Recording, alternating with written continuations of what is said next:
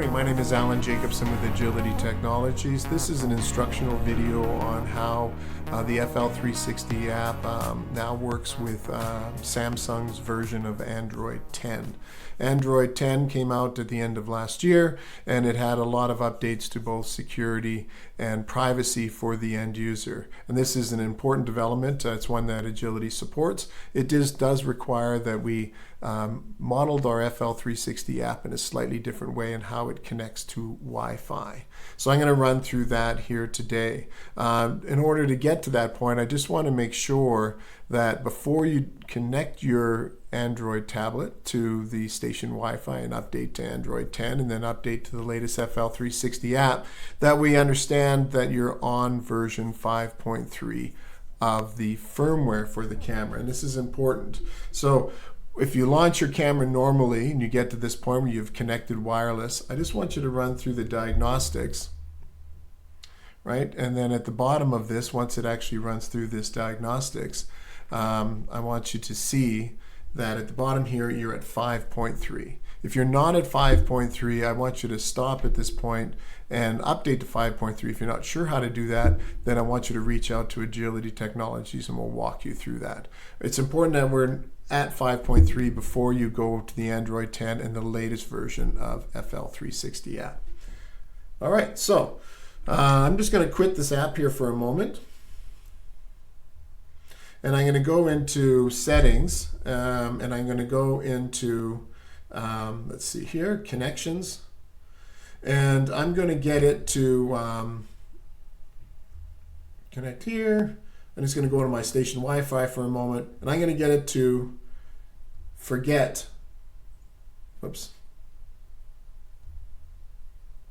the FL360 app, so I can start from the very beginning and how to connect to that. So now I'm on our station, our Wi-Fi here at our office. I'm going to go to the Google Play Store, type in FL360. It's already there already, but I'll just type it in for you here, 360, and then go. It'll come up with it. Now I've already installed this. All right, now you'll see this little beta information here. That'll disappear once we actually go live on the Google Play Store, which is after this video will take place. But so I've already installed it, but at your particular point, it'll come up as update. Or if you don't have an FL360 app on here, you'll actually call to install. So I'm going to open this app, all right? And now I want to connect to my demo camera sitting here behind me, right? So technically this should now, because I asked it forget that network, it'll find the 519. Now it's going to ask me for a password. And I'm just going to type in this password. I've put that into the memo. I'm not going to put it into the actual YouTube video. All right, so I'm just going to type in the password.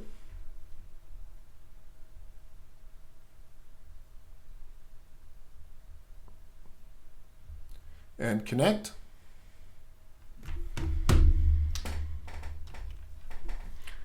All right, so now it's actually connecting to the camera. All right, and I'm going to go.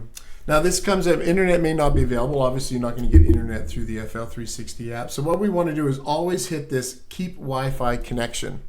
Now, once this particular tablet, right, that I have here connected is connected to this 519 camera, it'll now not require the password again. However, if I grab another camera from another kit and I have to connect it, it's going to ask for that password yet again. So once you make all the partnerships between all your cameras and tablets, you shouldn't have to do that. But this is a good point to bring up again, where I strongly suggest that teams label each kit. So the tablet is like blue. So you have blue kit, red kit, yellow kit, you know, all of those different kits. And what we say is the blue camera goes with the blue tablet with the blue pole. Then you'll always have the correct positioning of the camera on the pole, and you won't have to go through this password update every time that you connect. So if you want continuity, blue camera, blue tablet, blue pole. All right, so anyway, I'll move on from that. So now I'm connected. Now on the on most of our tablets now, we have a hardware button that is a back button. It's a little arrow facing to the left. You just go back here to actually, I'm going to go back to the app. There we go. Sorry, I hit the button properly. So now I go back, and now it's ready to actually connect. So I can go ahead and connect like I normally do. So this new Wi-Fi, and if you're familiar with the FL360, you know that we were able to connect Wi-Fi from within the application. Well, the security and safety measures put in by Android stops us from doing that. And that's a good thing. You don't really want apps taking over your Wi-Fi because they could be potentially malicious. So obviously in the FL360's point it's not, but this does beg us to make these changes. This will also be important as we go forward and we have broadcasting to multiple devices. This ability to actually turn on passwords and connections and approvals will become important, and you'll see in a future update that you as the user will also be able to change your password to your own private password to connect to your station's cameras. So that's a pretty good kick there. So just to reiterate, when you go into the Wi-Fi, let me just disconnect it here again. I'm going to go back into it. I'm going to connect. It's going to come up with a list of all of the Wi-Fi things that are available to me.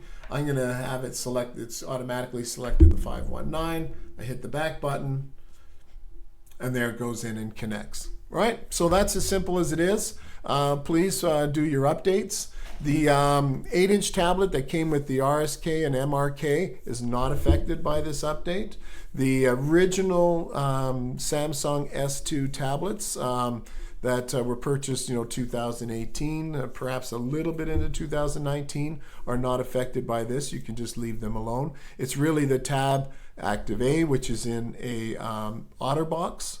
You'll recognize that it's a fairly large tablet in an OtterBox, and then the tablet that has the stylus attached to it. Those are the ones that are affected by this, and we strongly recommend that you get the tablet onto Android 10 and the software FL360 at 4.6, and make sure that you're on firmware 5.3 before you start this process. All right, reach out anytime you need to for questions, concerns, anything like that. We're here to help, and we appreciate your business and your continued support. Thank you very much.